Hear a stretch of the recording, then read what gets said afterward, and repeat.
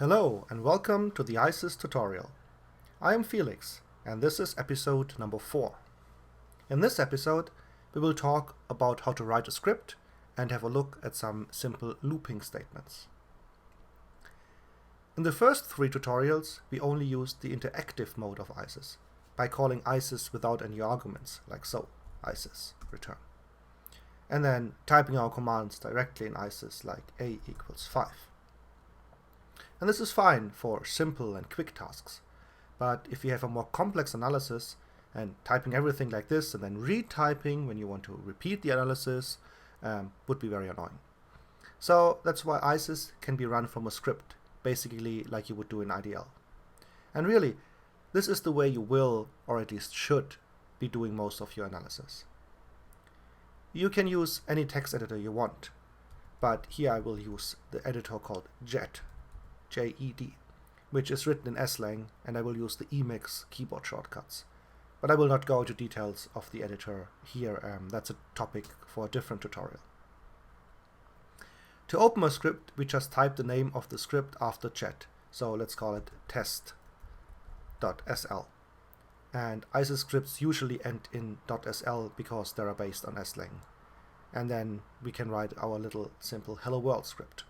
In the interactive shell, we would just do something like text equals hello world semicolon text semicolon. And that would print out hello world directly to the screen. However, in the script, that doesn't really work. And there are the 2 main differences between interactive shell and a script. First of all, you have to declare your variables by writing variable in front of it. You can see here JED has some syntax highlighting for slang, so variable is a reserved word and that's why it's in red.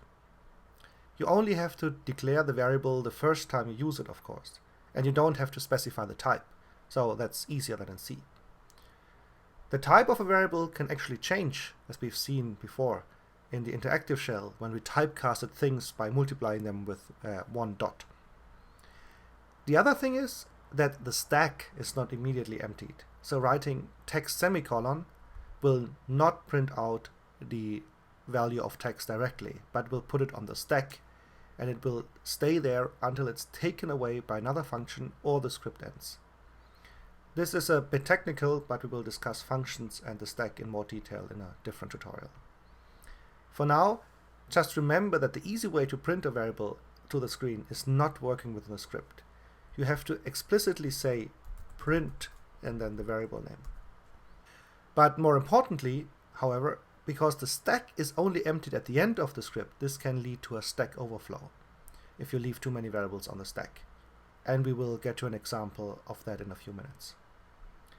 Okay, so we have our basic script. Let's save that and then open ISIS in a new shell here, and we can just call ISIS, and then after that the file name or the script that we want to run, so that would be test.sl.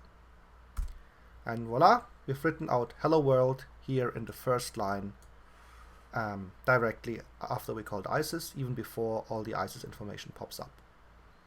And after the script finishes, ISIS stays in the interactive shell, and all the variables you used in the script are still defined. So we can have a look at text, and now this works again because we're in the interactive shell. You can also run a script from within ISIS by typing eval file test.sl in parentheses and quotation marks, semicolon, and that will do exactly the same. And you can see here there's also this little 1 popping up, and that's because the function eval file has a return value which is 1 when everything worked fine.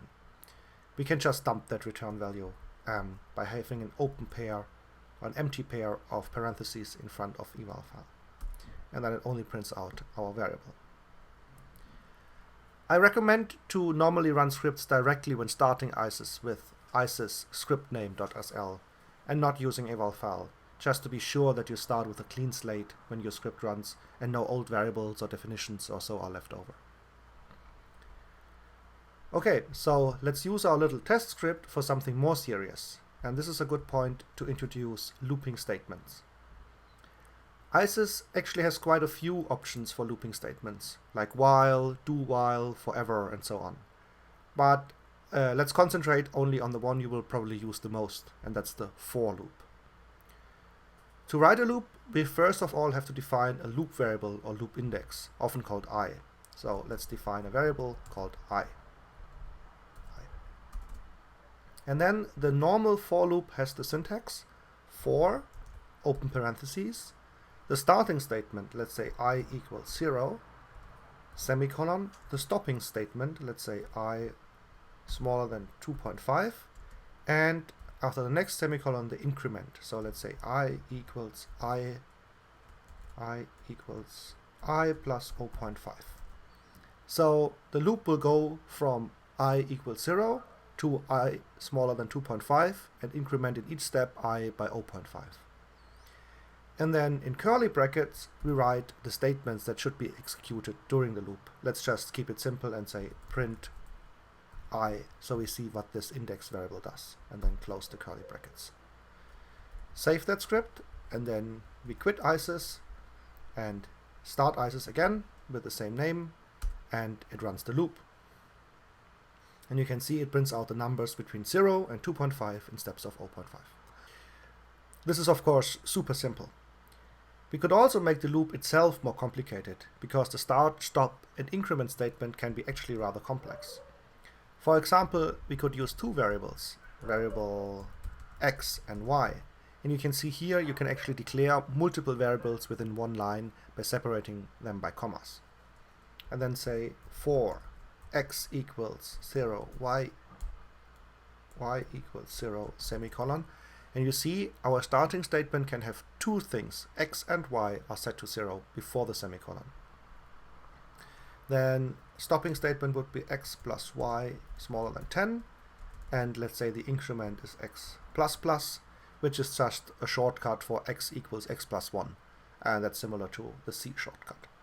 And then close this, open our curly brackets, and if we would do nothing to y in that loop, then the loop would just run until x reaches 9, right? So kind of boring. So let's do something to y. Let's say y equals the negative square root of x, and then print out x and print out y and see what happens. Close the curly brackets. We don't really want to execute this other loop anymore, so we can comment it out just by typing a % in front of each line. And you can see again, syntax highlighting tells you now this is commented out and will not be executed at runtime. Save the script, go back to ISIS, quit ISIS, restart ISIS, and run again.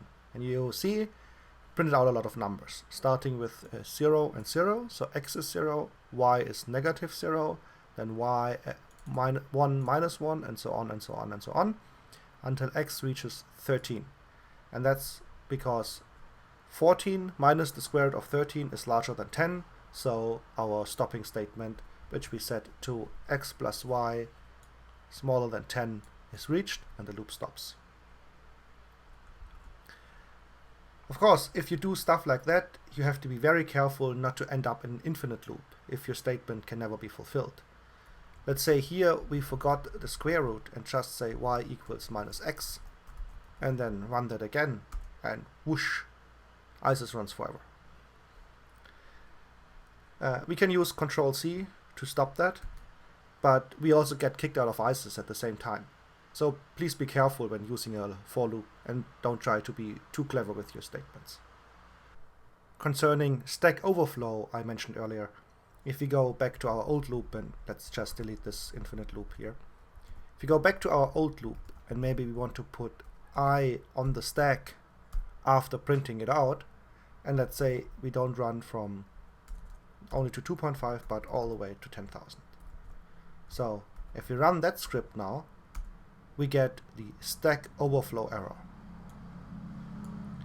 And that's because we just put too many numbers on the stack and it filled up, and it only has a finite size, right? So you have to be careful in these loops, don't fill up your stack. But as I said, we will cover the stack in more detail in another tutorial. The other kind of for loop I wanted to talk about is the underscore for loop.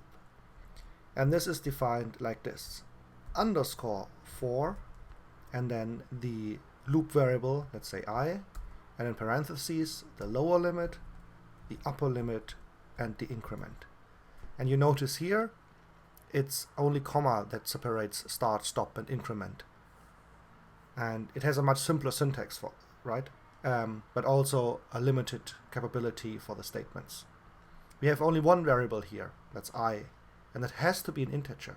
And it just runs from the lower limit, 0, to the upper limit, 10, in steps of the increment.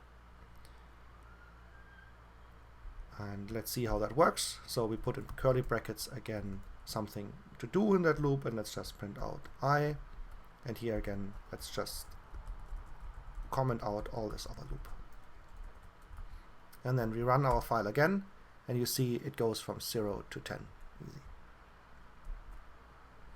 This is the most useful loop when you want to walk through an array, and therefore the loop you probably will use the most. So here's an example. Let's define an array. Let's call it A, variable A equals 0 to 30 in steps of 2. That's how you define this range arrays, as we learned last time. And then in the loop, we don't want to go all the way only to 10, but all the way to the end of A. So length of A minus 1. Why minus 1? Because the length function will give us the actual length of the array. But remember, ISO starts counting at 0. So the last index of the array will be length minus 1. So we can only go to length minus 1. And then instead of printing I, we just print I of A. So we get the value of the array directly printed out, or we could use it to do some math or whatever. And if we run that, you'll see it prints out all the values between 0 and 30 in steps of 2, just as we defined our array. But we could change it up a bit, right? Saying maybe we only want every other entry in the array. So instead of incrementing it by 1, we now do it by incrementing by 2. And that works nicely too. And now we only get every other value in the array, so values 0, 4, 8, 12, and so on. I think this loop we will use in more detail in the next tutorial. Before we end, I just wanted to show you one more useful loop, and that's the for each loop. It's even simpler than the underscore for loop. So you just say for each I in A, and then print I. So the difference here is that I is not a looping index anymore, but I directly takes the values of A. So each value in A, in the array A, will be stored in I. Let's remove that old loop and see what happens if we run this. So again, we print out every value of A within the loop. So it's very similar to our underscore for loop, but it's simpler and faster. But if it's, of course, it's only useful if you really only need this one array in the loop, and if you really want every entry of that array. Well, that's all for now. In the next tutorial, we will finally look at some real data and learn how to read fits with ISIS. Thanks for listening.